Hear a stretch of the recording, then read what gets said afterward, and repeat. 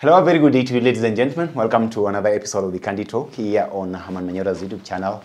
My name is Evan Sokinya, and I'm always glad to bring you up to date with comprehensive analysis of all that is taking place in this country and, of course, across our borders. Here, only on Kenya's most comprehensive political and governance analysis show, that is the Candy Talk. I'm here with my resident guest, Wakili Willie Sotieno, who is also the deputy party leader of Sabina party and potential deputy president come the year 2027. Wakili, how are you? I'm fine, thank you. Yes. How was your week? The week was good.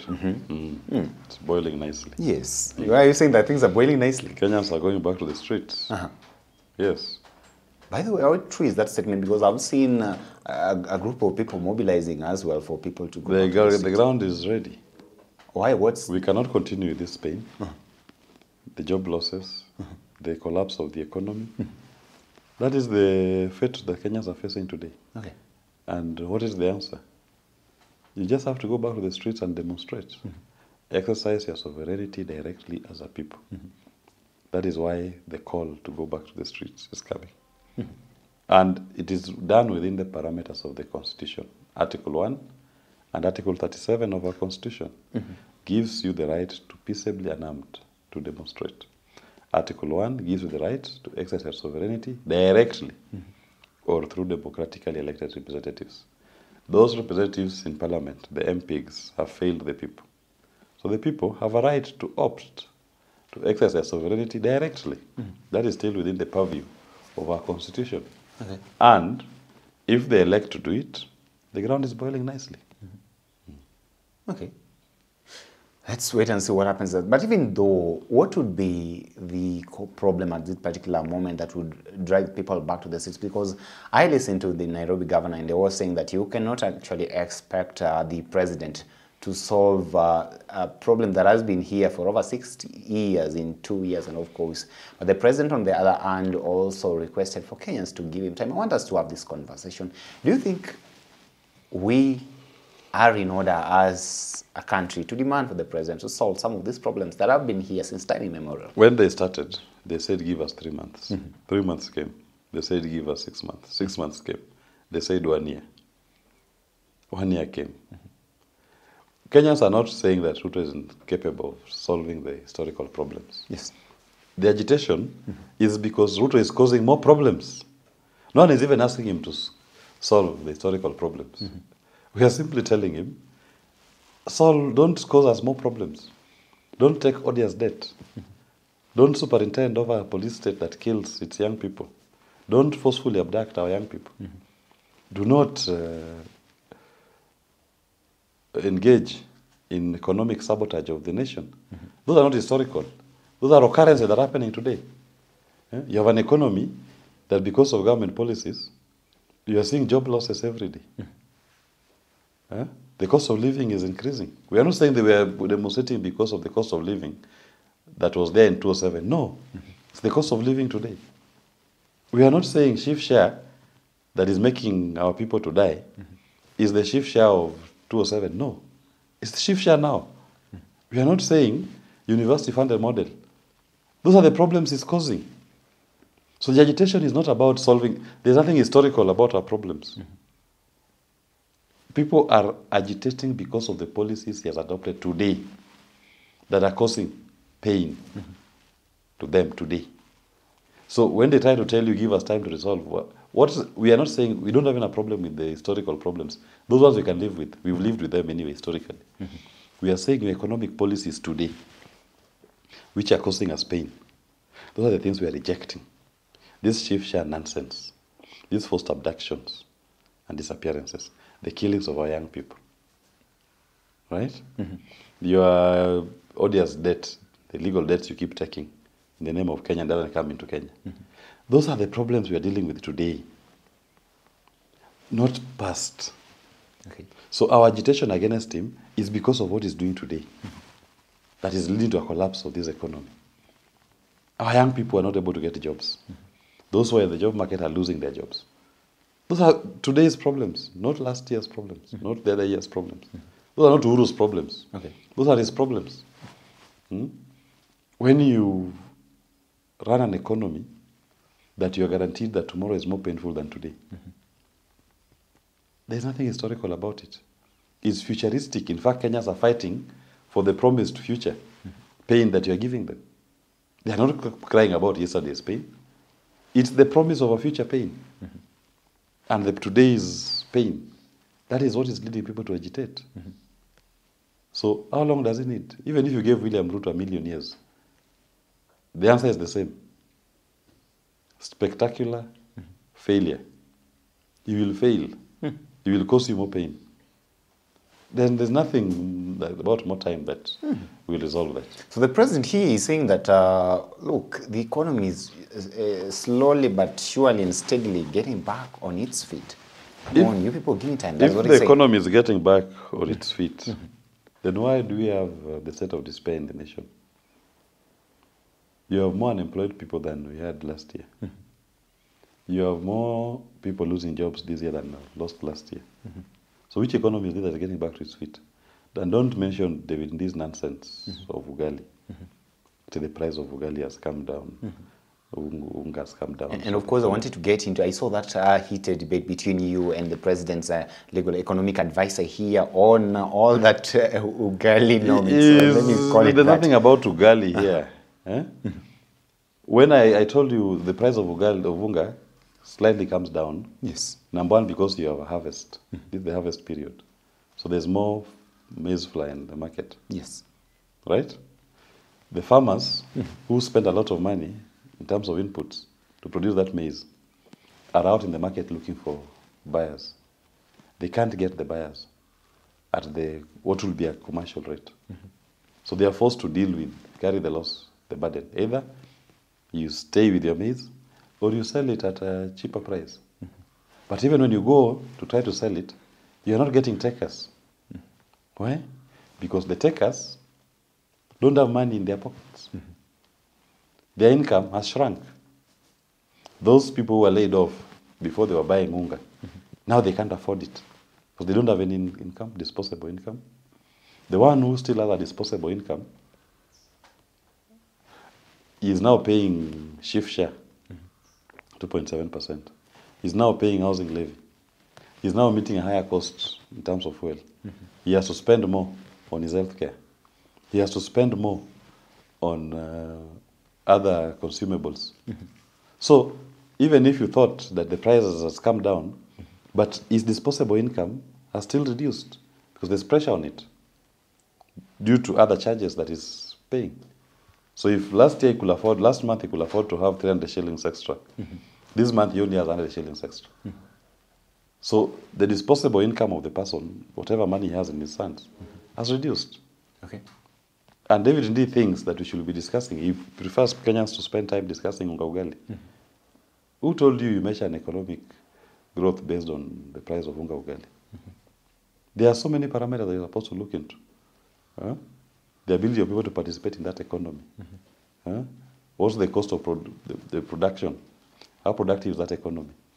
How are people able to do business and grow? Access to credit.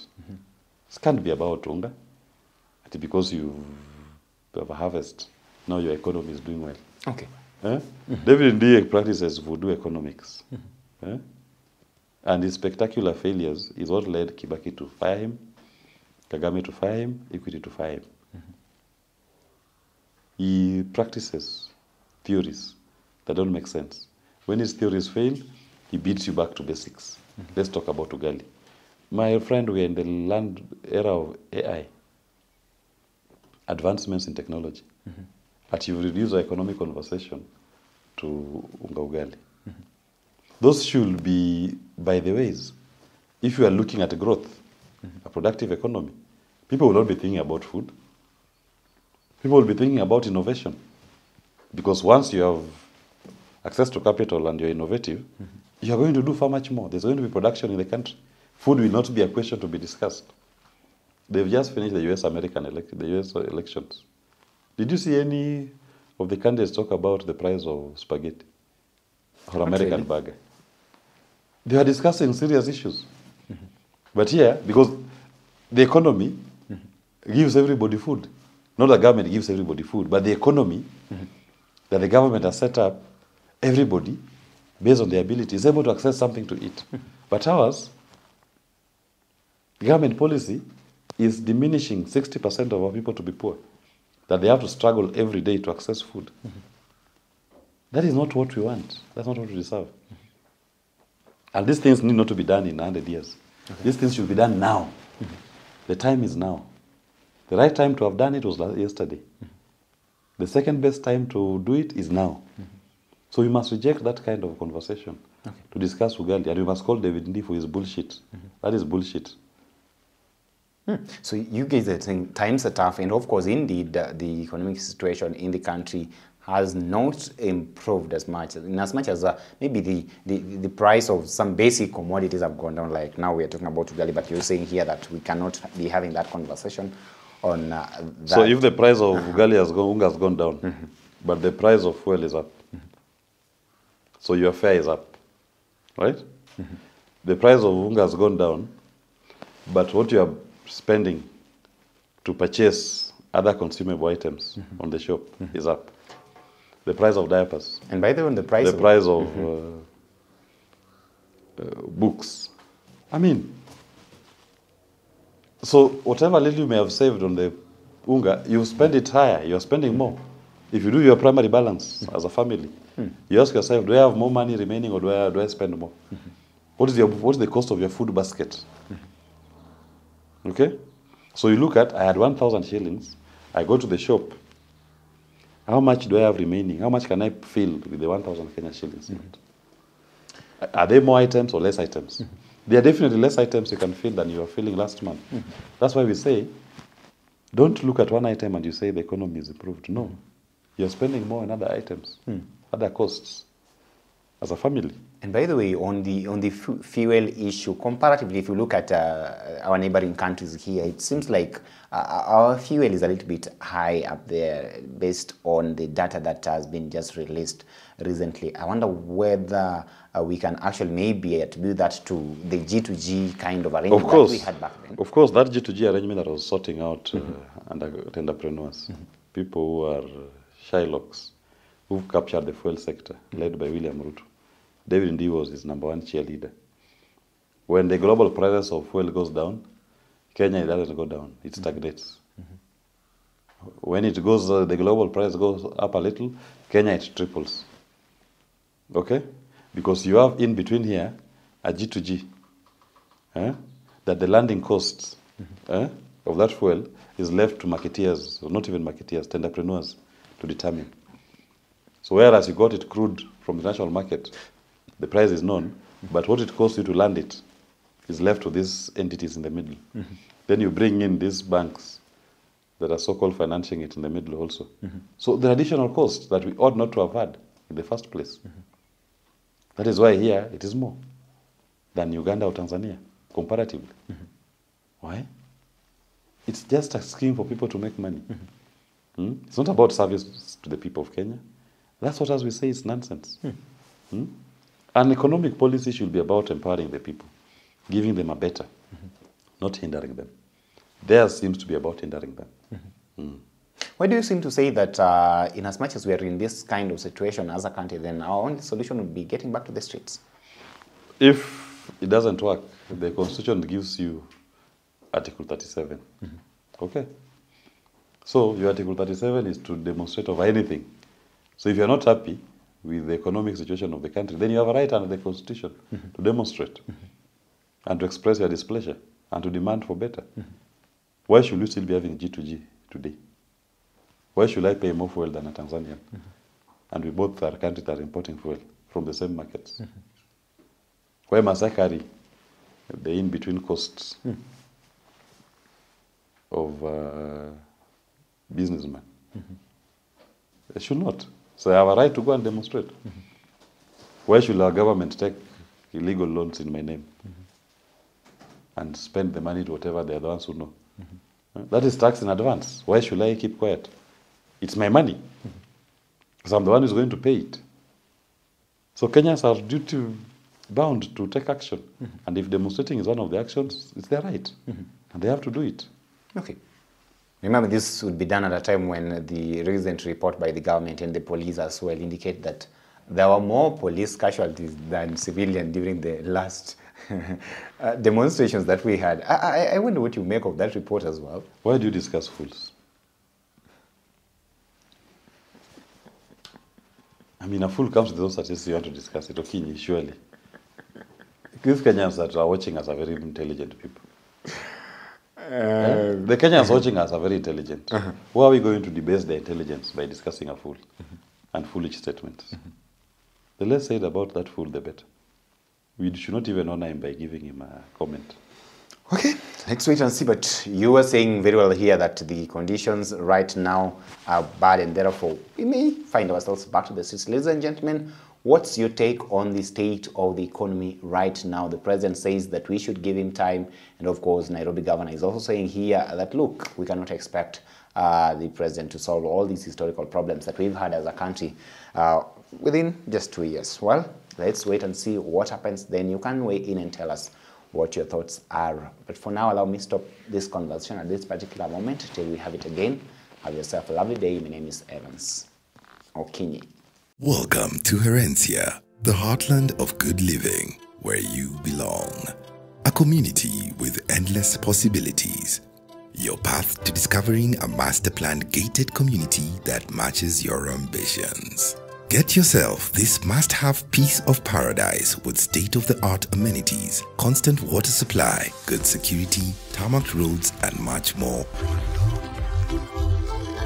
The best part, availability of buy and build financing services. Don't wait. Contact us today or visit our offices for more info. Buy and build your way at Herencia, the heartland of good living.